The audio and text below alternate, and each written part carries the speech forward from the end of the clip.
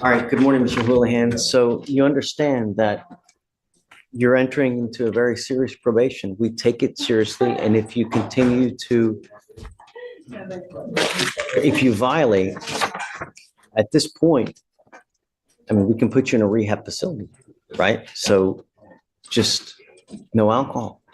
No alcohol from any source. That's all we're asking you to do. Stay out of trouble. The courtroom opens with a stern reminder. Probation is not a light matter. Judge addresses Mr. O'Leary directly, warning him that his agreement is serious and violations will bring consequences. No alcohol, no driving without a license, and no excuses. The terms are simple classes, staying out of trouble, and absolute sobriety.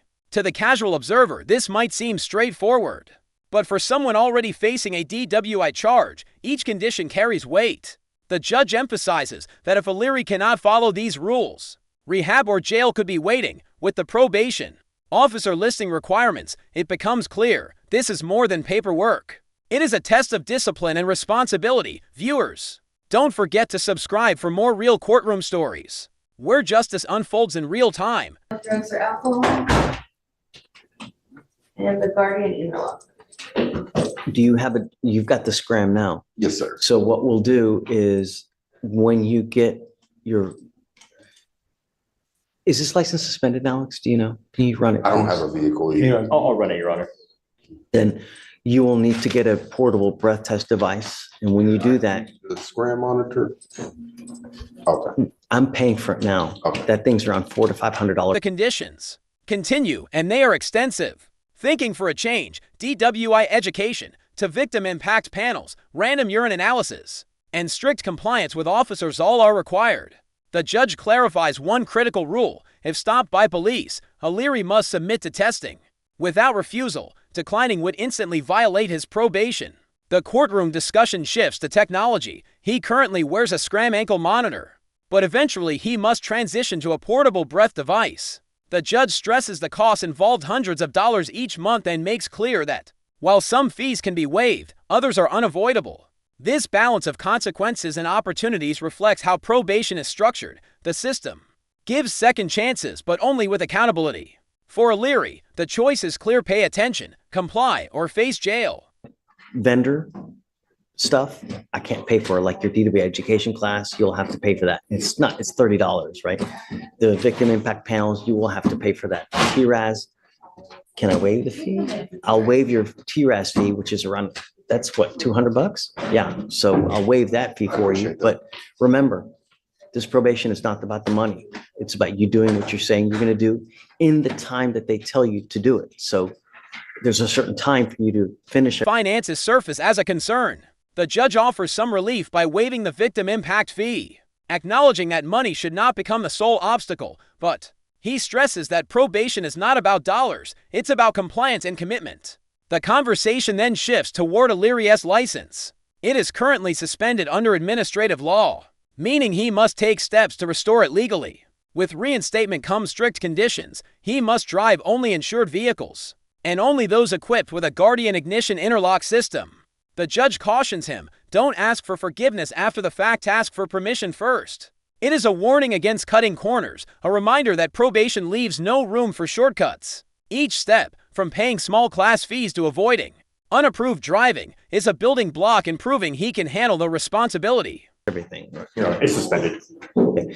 Your license is not suspended. So one of the other things I want to do. Yeah, it is suspended. There's an ALR suspension. There is a isn't suspension. Yeah, it is. Yes, sir. So we will, as part of this probation now, require you to get your Texas driver license. I want you to get it so that at some point you can become a legal driver, but you have to have insurance, and you're not allowed to drive any vehicle that doesn't have a guardian interlock on it.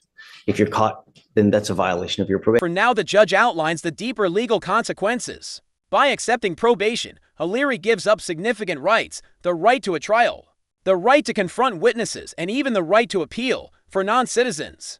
This could include immigration consequences such as deportation or denial of naturalization. The agreement sets the stakes high: 180 days in jail, probated over 18 months. Though he avoids immediate confinement, this will still reflect as a conviction on his record. The judge makes it clear any future violation, especially a second DWI, will carry harsher penalties, no more slaps on the wrist from here forward. The system treats him as someone already warned. This moment is pivotal.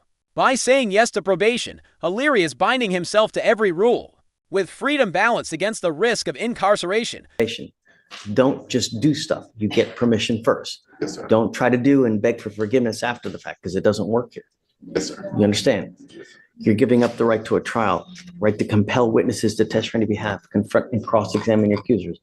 If you're not a citizen, there are possible immigration consequences. You can be deported, excluded from the country, denied naturalization. You give up the right to appeal. So once you accept the probation, you're stuck with it until you complete it or it gets violated. Now, the agreement that you're entering into. The practical questions begin. O'Leary asks when he can remove the ankle monitor. The judge answers firmly. Only once he secures the portable device, and only after the court verifies it. Trust alone is not enough. Proof is required before privileges are granted. The warning grows sharper if O'Leary fails his terms, picks up another case, or neglects his obligations. The court will issue a warrant. He will return in an orange. Is 180 days jail time to be probated for 18 months. This will now reflect as a conviction on your record. From now on, you'll be facing a minimum of 30 days in jail. No proverbial slaps on the wrist. You understand? Yes, sir. Do you have any questions? So what does that mean? I can go, when do I go take the scram on? First, you get the portable device. When you get that, we will take that. Jumpsuit, forced to defend his actions and face the full 180 days behind bars. The exchange highlights a recurring theme. Probation is a fragile agreement, one dependent on constant compliance. The judge's tone blends warning with guidance, signaling that O'Leary has control over his fate, but only if he respects the boundaries set before him. That Okay. ankle monitor off. I want to know that you have something that's Yes, sir. testing you before we just take that off. We're not going to take your word for it that you're going I to got get it, you know? Yes, sir. But the minute you get it, let us know, and then we'll take that off, and then you can keep the other one. If you fail, if you pick up a new case, don't do your stuff, I will issue a warrant for your arrest. I'm going to put you in jail. I'm going to bring you back out in orange, and we're going to talk about if you violated it or not. And if they prove it to me, you're looking at 180 days in jail. The judge shifts to personal questions, wanting to understand O'Leary's life outside the courtroom. He learns that O'Leary is preparing to take his Texas health and life insurance exam, aiming for work in the insurance industry. For now, he lives with his mother. Rather than belittling this, the judge shares his own story living with his parents into adulthood to save money. It is a moment of levity, humanizing the stern proceedings.